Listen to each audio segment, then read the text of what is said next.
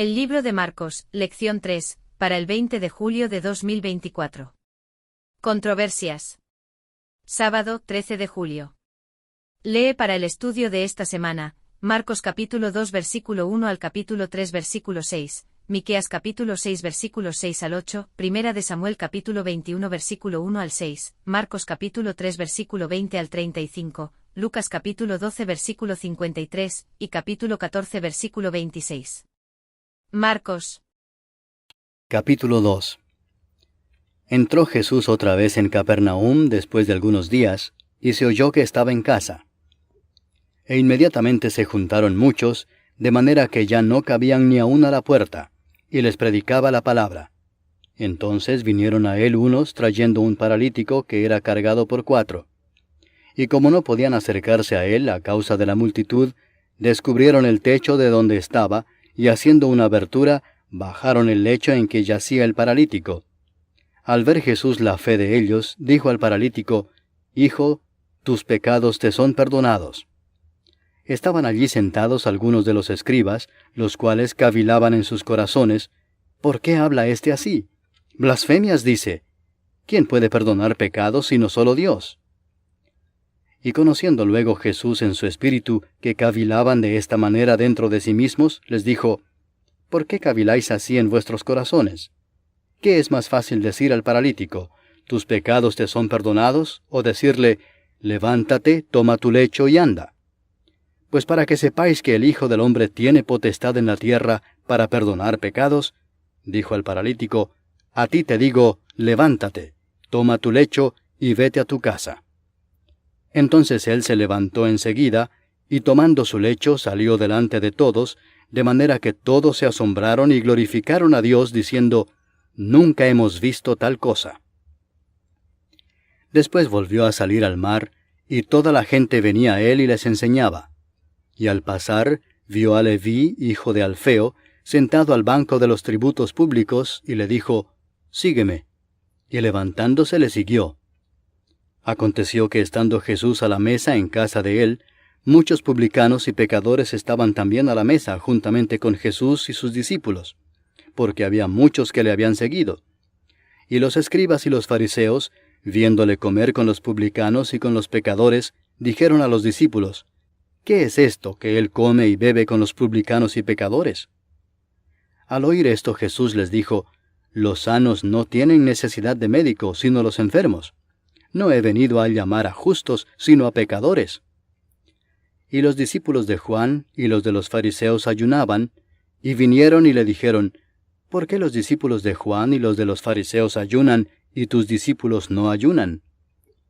Jesús les dijo: ¿acaso pueden los que están de bodas ayunar mientras está con ellos el esposo? Entre tanto que tienen consigo al esposo, no pueden ayunar. Pero vendrán días cuando el esposo les será quitado, y entonces en aquellos días ayunarán. Nadie pone remiendo de paño nuevo en vestido viejo. De otra manera, el mismo remiendo nuevo tira de lo viejo, y se hace peor la rotura. Y nadie echa vino nuevo en odres viejos. De otra manera, el vino nuevo rompe los odres, y el vino se derrama, y los odres se pierden. Pero el vino nuevo en odres nuevos se ha de echar. Aconteció que al pasar él por los sembrados un día de reposo, sus discípulos andando comenzaron a arrancar espigas. Entonces los fariseos le dijeron: mira, ¿por qué hacen en el día de reposo lo que no es lícito? Pero él les dijo: ¿nunca leísteis lo que hizo David cuando tuvo necesidad y sintió hambre, él y los que con él estaban? ¿Cómo entró en la casa de Dios, siendo Abiatar sumo sacerdote, y comió los panes de la proposición, de los cuales no es lícito comer sino a los sacerdotes, y aún dio a los que con él estaban?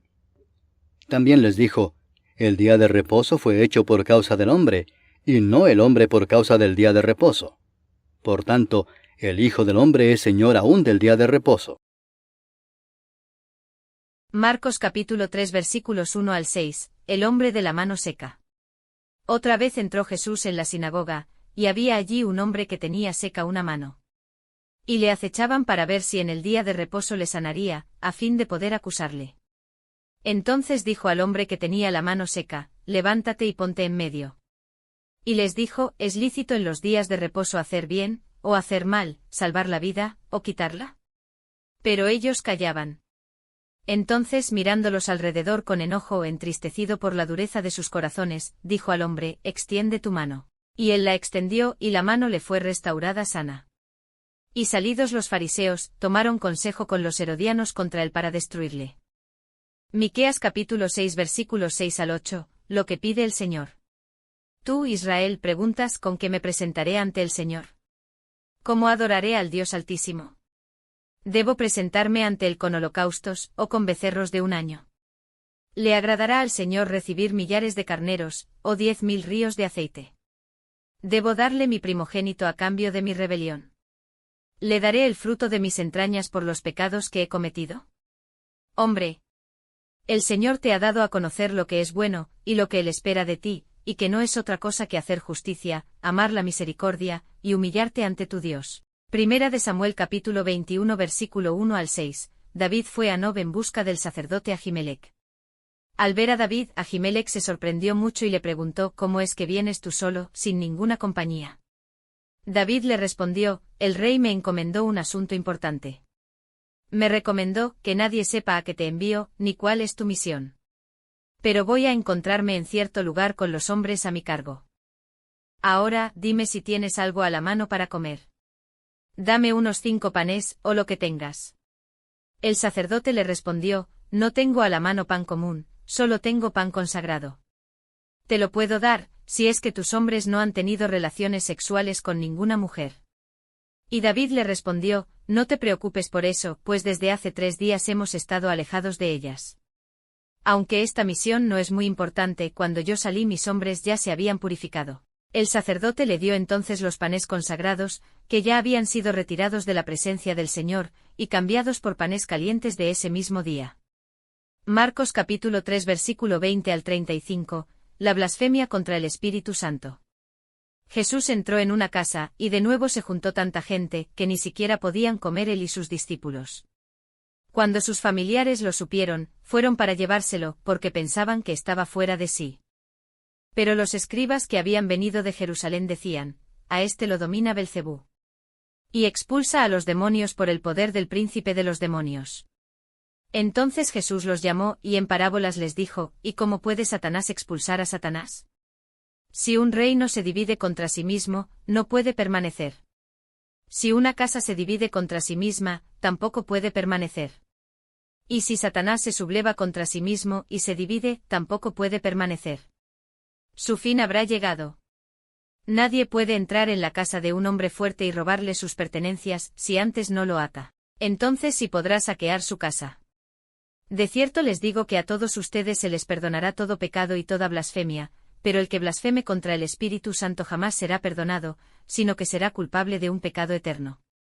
Y es que ellos habían dicho: este tiene un espíritu impuro. La madre y los hermanos de Jesús. Llegaron entonces la madre y los hermanos de Jesús, pero se quedaron afuera y mandaron a llamarlo. La muchedumbre sentada a su alrededor le dijo: tu madre, tus hermanos y tus hermanas están allí afuera, y te buscan. Jesús les respondió: ¿y quién es mi madre y mis hermanos? Miró entonces a los que estaban sentados a su alrededor, y dijo: mi madre y mis hermanos están aquí. Porque todo el que hace la voluntad de Dios es mi hermano, y mi hermana, y mi madre. Lucas capítulo 12 versículo 53, el padre se enfrentará con el hijo, y el hijo con el padre. La madre estará en contra de la hija, y la hija en contra de la madre. La suegra estará en contra de su nuera, y la nuera en contra de su suegra. Lucas capítulo 14 versículo 26, si alguno viene a mí, y no renuncia a su padre y a su madre, ni a su mujer y sus hijos, ni a sus hermanos y hermanas, y ni siquiera a su propia vida, no puede ser mi discípulo. Para memorizar, también les dijo: el sábado fue hecho para el hombre, no el hombre para el sábado. Así, el Hijo del Hombre es también Señor del sábado. Marcos capítulo 2 versículos 27 y 28. Marcos capítulo 2 versículo 1 al capítulo 3 versículo 6 contiene 5 historias que ilustran la enseñanza de Jesús en contraste con la de los dirigentes religiosos. Esas historias se encuentran en un patrón específico en el que cada historia sucesiva se vincula con la anterior mediante un tópico paralelo. La última de las historias da un rodeo y se reconecta con la primera. Cada una de estas historias ilustra diferentes aspectos del ministerio de Jesús, como lo especifican las declaraciones que aparecen en Marcos capítulo 2 versículos 10 y 17 y 20 y 28. Las secciones del domingo, lunes y martes profundizarán en el significado de estos relatos y en las declaraciones de Jesús que se encuentran en ellos. Marcos capítulo 3 versículos 20 al 35 es el objeto de estudio de los días miércoles y jueves. Lo que también veremos es un ejemplo de una técnica que el escritor del Evangelio usa y que se conoce como historia sándwich. Este patrón narrativo aparece al menos 6 veces en Marcos. En cada caso, el foco es algún aspecto importante de la naturaleza de Jesús y de su papel como Mesías, o de la naturaleza del discipulado. Esta semana leeremos varias historias acerca de Jesús y veremos qué podemos aprender de ellas.